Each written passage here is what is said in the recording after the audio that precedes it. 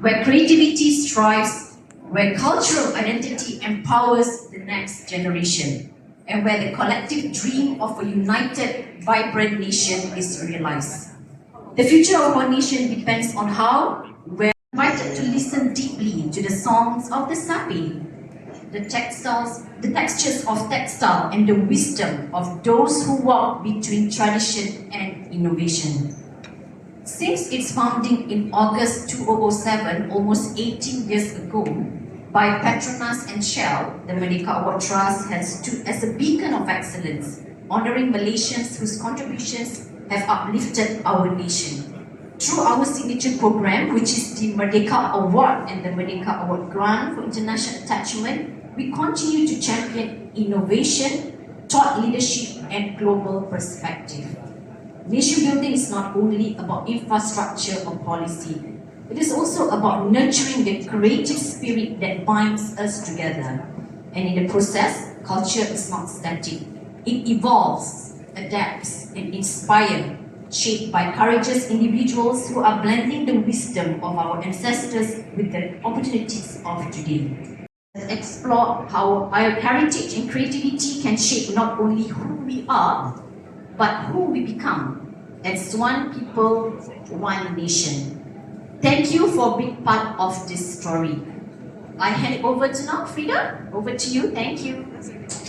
And in this process, culture is not static, it evolves, adapts, and inspires, shaped by courageous individuals who are blending the wisdom of our ancestors with the opportunities of today. So today, we're going to explore how our heritage and creativity can shape not only who we are, but who we become as one people, one nation. And think about it, when you travel, what do? You go to the museums, you look at the art, you listen to the music, right? And that's something that, is the essence of any nation. So when it comes down to art, I always think that, when you're experiencing art, you're not just experiencing work, but you're also experiencing a story. When I personally go to museums, I try to also understand what is the story behind why this artist created this art.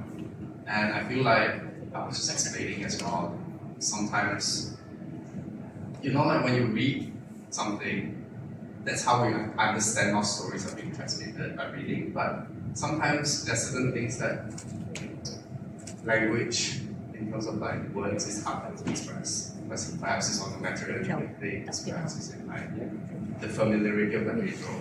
I think that is quite important.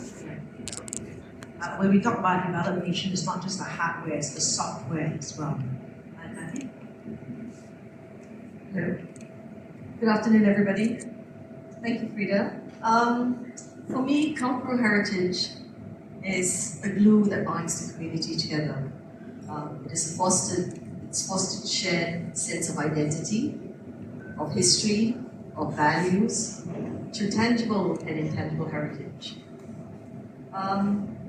Even through things like landmarks, for example, or language, or traditions, common grounds provide social cohesion, sense of belonging. So it is very important, the art is very important. It's about storytelling of our past and the present and the future. Now, for example, the Iman textiles, right, the Pakubu, it is not just about pretty patterns. Each pattern and each motif on there, it is actually linked back to the history, the culture of the people, the identity of the community. So they all mean something, aside from it looking like a pretty piece of textile. Take, for example, the Suluk basket. That's a utilitarian farming basket. Oh, there you go. A utilitarian farming basket that they will carry into the paddy fields. Now, besides being a utilitarian item, it is their way of life. This is the Iman tribe. This is their way of life. That item, that basket alone, is actually a material culture. It tells about the material culture of the people, whether it's made from bamboo, rattan, bamban, resab, with so many different materials. It is a traditional knowledge of how they weave this material to weave the baskets. And there is racism everywhere, and I think music is really something, it's a very powerful thing that can really bind us together. I just wanted, for those of you who don't know you, or all of you a little bit more, this is a bit of your personal story. You know, how each of you found your creative voice within this lunch, or any, like how you got into this space. Perhaps to start. I started from KL, and when I was in Dasai, it's a story that I always say, I always tell. This is a very defining story. My lecturer asked me, have you ever thought of what type of graphic designer you want to be? So of course I was 18, I was like, I want to be like a graphic designer from New York. And then he was like, some names. And she's like, why do you think that you can be a graphic designer from New York? I don't think you can be that. I'm like, why? It's like, because the graphic designer from New York produces New York graphic design. And you're Malaysian, why do you think that you can do graphic design like a New Yorker better than New Yorker? And I feel like that threw me into like a very deep existential crisis. That was when I started to do work of, instead of looking at references, to go into the field and study what the local visual culture is about. And that naturally led itself into like a lot of the craft work in Sarawak, for example, Sarawak. And that's also something that perhaps at that time Sarawak was also very interested in. They were interested in who I was as a Sarawakian. A lot of times the research I bring into Semenanjung, they always kind of gravitated towards, and it's always like, oh, I didn't know. And that always kind of popped a lot of questions in my head. It's like, how can we be from the same nation, we've been independent for 60 years, and like, I know everything about KL, I know everything about the formation of Malaysia, but no one from Semenanjung, not everyone, but there's still a lot of misunderstanding of what it means to be Sarawakian, right? I was in class and people were still asking me, Marcos, do you live on tree houses? Do you have orangutans in your backyard? And I'm like, no, we have shopping malls as well. And those are the starting points of like diving into a deeper research. 2018, I moved to the Netherlands after working in the industry for a bit, as well in Kuching.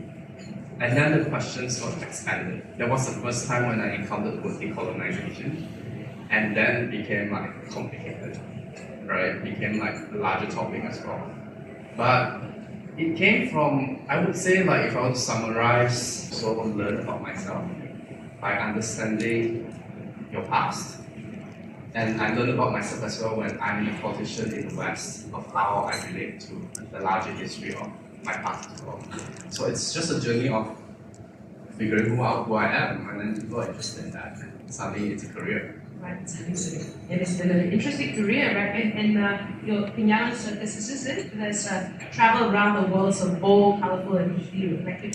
But I am trying to take the most stereotypical ideas of what it means to be exotic, create creatures out of them, weave them into giant posters, and then I'm trying to sell all these creatures to the West.